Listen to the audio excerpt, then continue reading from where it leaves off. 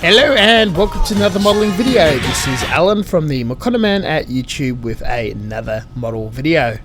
Unboxing, building and reviewing the Bandai no grade 1:144 scale Rising Gundam from G Gundam. Retailing at 500 yen, released in 1994. Considered an old kit and from an era of the franchise and kit line during its lowest period of quality and interest, almost finishing and killing the Gunpla hobby off. The box contains 4 injection molded coloured runners, 1 polycaps, foil sticker sheet and instructions. In a clear isometric view, easy to follow, including with a colour painted guide, an example of the model, artwork and descriptions. It's an interesting transitional example of proto high grades from glue togethers models. This is a snap model and only requires nippers, tweezers and a file, but I'm adding a few extra tools with the intention to glue, fill seam lines and polish up for priming and painting. Plastic, I removed the parts off the runners with 2 cuts, trim and sand down the nub. Polycap is a simple slice off. Snap points are reamed for a looser fit, and standard plastic cement to glue the 2 parts together and putty to fill the void of the seam, and sanded back about 24 hours later. My putty and cement is homebrewed. Sand and grit is 300 and 800 grit. The instructions start to feel more familiar with modern kits, starting with the limbs. As they're separated with polycaps, I can do more steps, glue and fill as I go. Instead of slower overlapping process of older kits, it was very brittle and snapped at a few pegs which needed to be drilled out and reinforced with steel, utilizing a pin vise. I did not glue colored components, but there was masking and painting to be done later. Some of the seam lines were placed in very annoying areas, and some parts, such as the hands, were full polycaps, which is incredibly ugly. The Mobile Armor Core Fighter backpack was incredibly neat, with a module that stuck out and interlinked with the back. Foreshadow warning, read the entire instructions before committing, as this bites me in the ass later and have to disassemble it. So far, a few bugs and a very shaky start, plus the illusion of a graded kit with an enormous amount of work of a vintage model. As you can see, the legs are still legacy interconnecting from older kits and occupying polycaps. With the difference of material, greater articulation and less likely to fuse parts together with overspill of glue, but causes a painting issue that needs to be masked later. The fit is fine, a lot less warpage and issues, though there are still sink marks on surface areas of some of the kits. The absolute worst aspect has to be the hips with this block polycap that has all the armor skirts, legs and torso connecting in one part.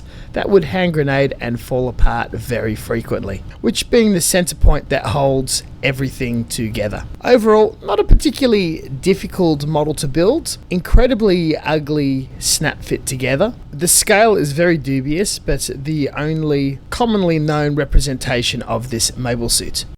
Getting to loadout and weapons, this starts to get a bit complicated. The shoulders can be moved around for a hyper mode. This is built up from the Shining Gundam with extra components and compatible with the aftermarket Shuffle Align set. Being G Gundam, range weapons and guns are very weird, and I want to have that loadout with the Naginata on the back, and I had to swap the rear plate of the mobile armor to the one with the weapon holder, dismantling it and refilling the seam line.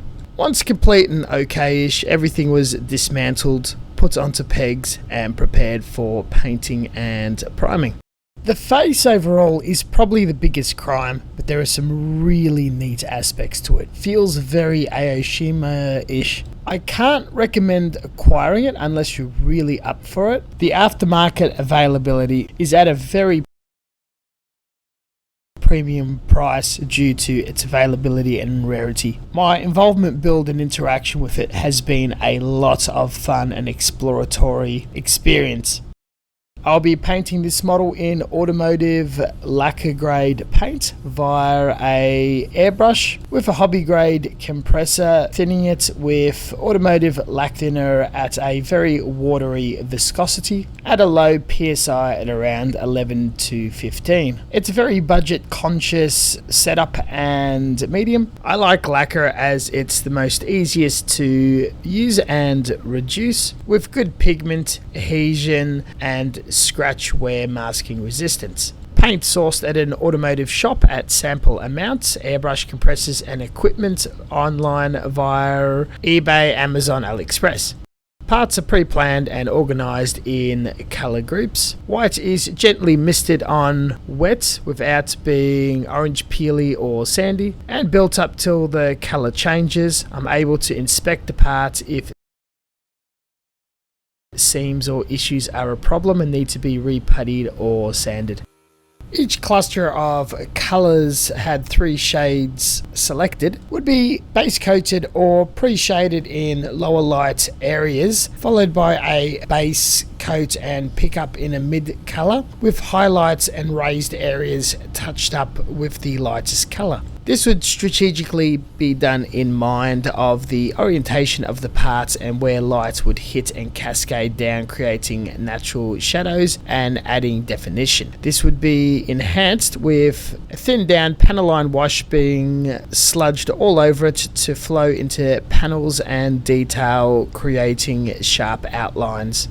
Some components was just outright base coated, such as guns and not so important pieces, and small areas hand painted. The white, the main focus, utilised a traditional pre-shading process with a series of greys, starting with panels with a medium grey, colouring it in and lightening it up further with white.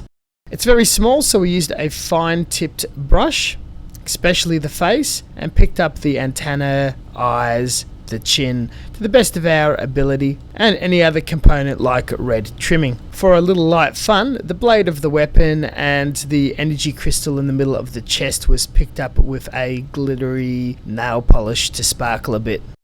A little time over a few days, all the parts were allowed to chemically harden and dry, not to promote chipping or damage. Fingerprints and the sorts, and then assembled carefully, mounted on a clip, and a final top coat of clear matte homebrew to remove any sheen from the mix of colours and brands, re-highlighting a few spots with gloss to catch the eye.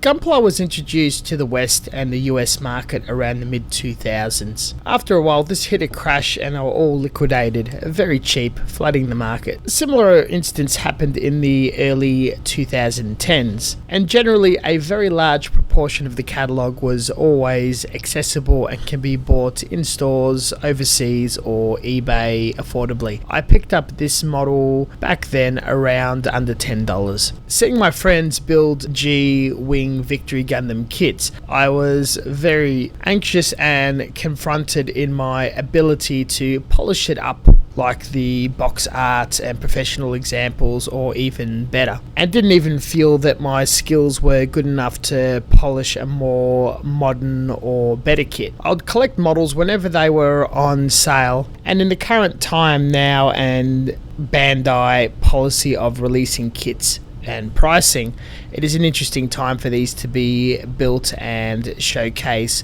what they were like in the past. I won't insult the model by saying it's bad. It's a product of its time, but it is quite the challenge to get it where we're at now. G Gundam is heavily memed upon now and being rewatched, and even Wing re-released in high definition. I highly recommend checking out the show. It's a complete blast, but the Shining and many other of the Shuffle Alliance can be bought as high grades, and it wouldn't take much to modify this variant.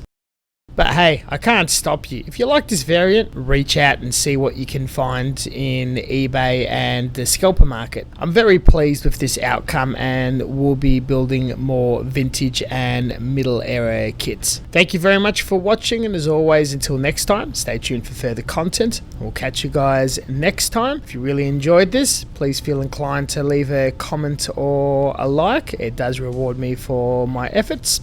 Happy to answer any question in the comment section or private message on other platforms. Links in the description for where I post other content. We'll catch you guys next time. See you later.